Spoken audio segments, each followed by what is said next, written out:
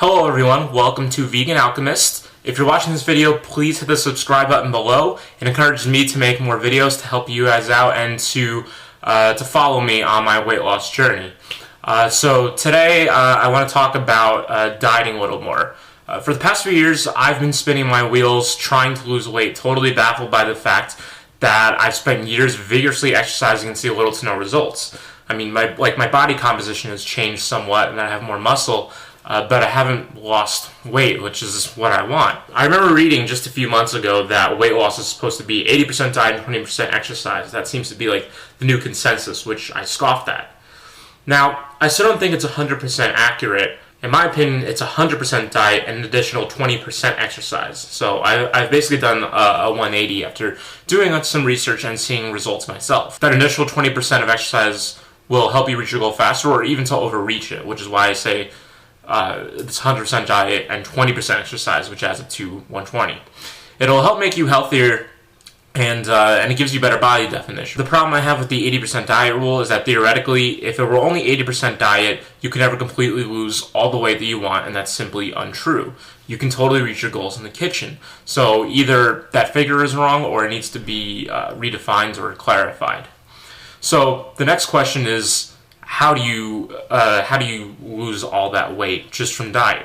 To answer that question, we have to define a couple of things. The first is what a calorie is, because not only do some people not know what a calorie is at all, but there are a lot of misconceptions about the health value of calories in general. So 1 calorie is the amount of energy required to increase the temperature of 1 gram of water by 1 degree Celsius. I have a source on that, which I'll link in the description below. So your body needs calories to survive, because calories give you the energy to do the things that you do.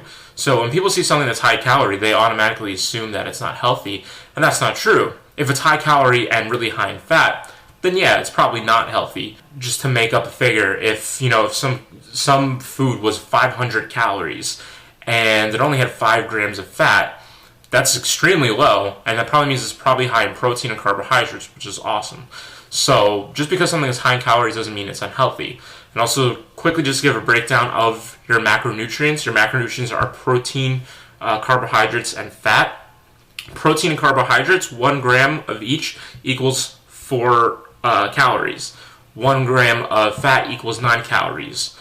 So, fat weighs more than your proteins and your carbohydrates. The second thing that needs to be considered in trying to lose weight is that your body has a basic metabolic rate, which I talked about in last week's video. That is the rate at which your body burns calories, which is influenced by factors like age, gender, genetics, and how active you are on a day-to-day basis. And those calories are burned usually just to sustain basic functionality. So if you're not active at all, your body would still need to burn a number of calories to do things like, go to the bathroom, breathe, just carry out its basic involuntary functions. Once you take in all those other factors in, how active you are on a daily basis and whatnot, you can determine the number of calories your body needs to sustain itself, and that is called your total daily energy expenditure, or TDEE. So to determine your TDEE, I'll leave some links to some sites in the description below. It's a pretty simple mathematical formula, which I'll also leave in the description below. But if you want to, go to a website and have it do the math for you, you could totally do that. To gain weight, you have to eat above your total daily energy expenditure. That's called the caloric surplus. To lose weight, you have to eat below that number of calories, which is called a caloric deficit. Eat in a caloric deficit and you will lose weight. It's a simple fact. It's that simple. Or so it should be.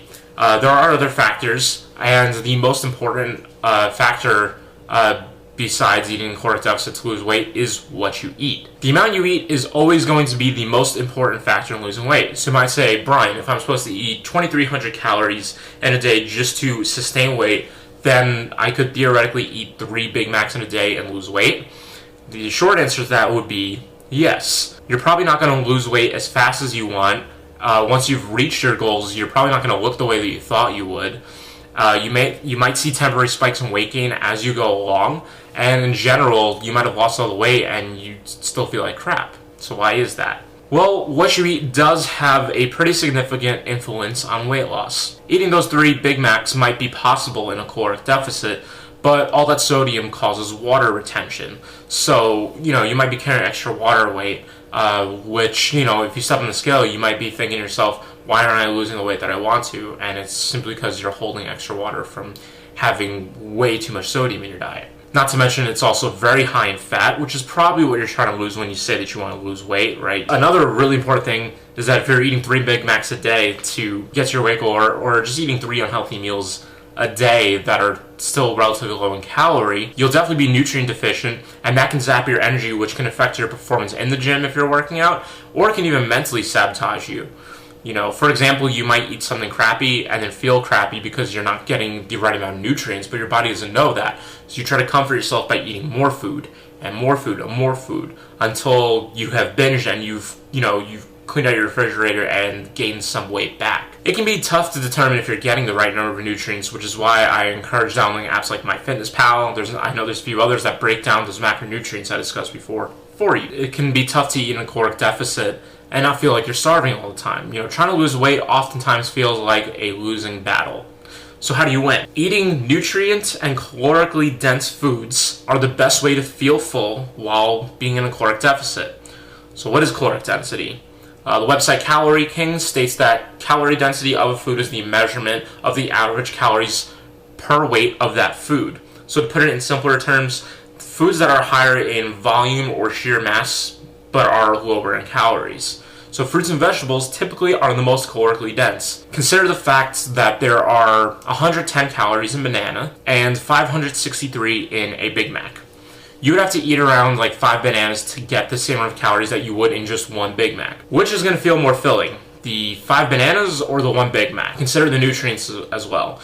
There's a whopping 33 grams of fat in a Big Mac, including 1.3 grams of trans fats, which is universally hailed as the worst of all fats and should be avoided at all costs. In 5 bananas, you get a total of 2 grams of fat, none of which are calories from trans fats.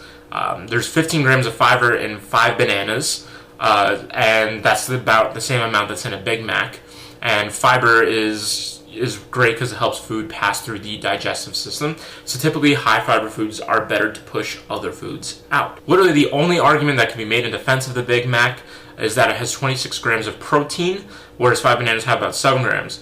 But there's also a lot of misinformation around about how much protein your body actually needs. But I'll discuss that in another video. So if you're eating in a caloric deficit, eat more fruits and vegetables to feel full or at least satisfied. If you are worried about like sources of protein because you're eating a ton of fruit and vegetables and you're generally trying to avoid meats because most meats are high in fat, eat more nuts and beans. Now nuts usually have a good amount of protein, but they can also be kind of high in fat. Beans, on the other hand, are very high in protein and have very low amounts of fat, or occasionally even no fat. Pick foods that are higher in caloric density and the results will speak for themselves. So the last thing that I need to say is now you've determined, your total daily energy expenditure. You know that you want to start eating healthy so that way you can eat lower calorie and not feel like you're starving yourself. So the other thing that needs to be determined is making sure that you're eating enough and setting realistic goals for yourself.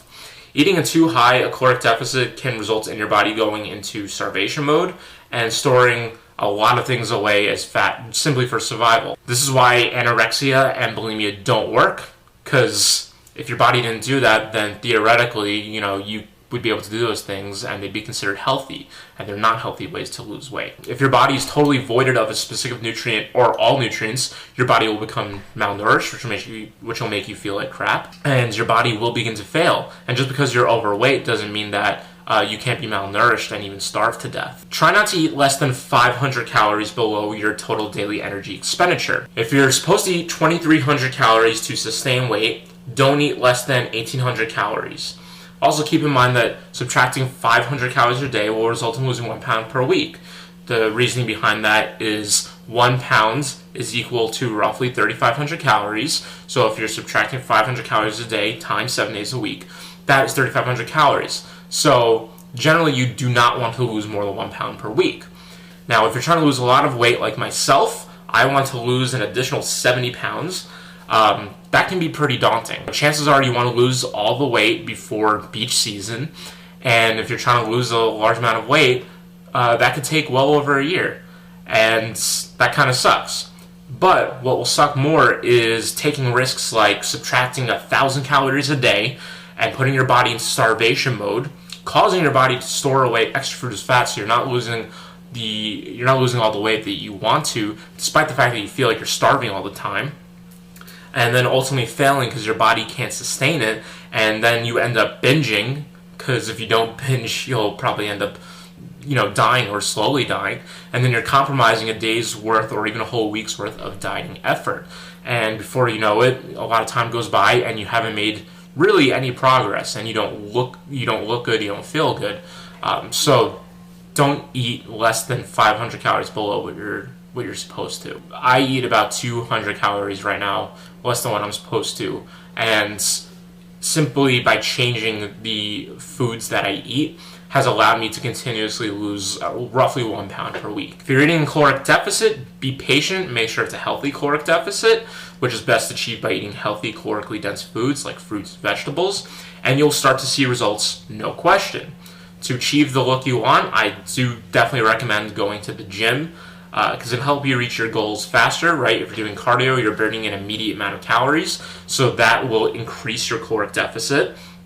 Or if you're doing strength training, you will put on muscle. Muscle burns more calories than fat, and so your body is just gonna not only look better because you'll have put on some muscle, but it's gonna be doing a lot of the work for you. It won't even feel like you're trying. I will get into more details about specific things like I mentioned, protein, carbohydrates, and different types of foods in future videos. So to get those future videos, again, please subscribe to my channel. Give this video a thumbs up if you liked it, if you feel it helped you in any way. And thank you so much just for watching. If you don't do any of those things, I appreciate just seeing any amount of views. If this helps one person, that is awesome. So again, thank you so much. I'll be doing new videos every Friday afternoon, so please be on the lookout for next week. I'm going to give an update on my physique and just generally what I'm eating. And that's it. Until next time, have a great day.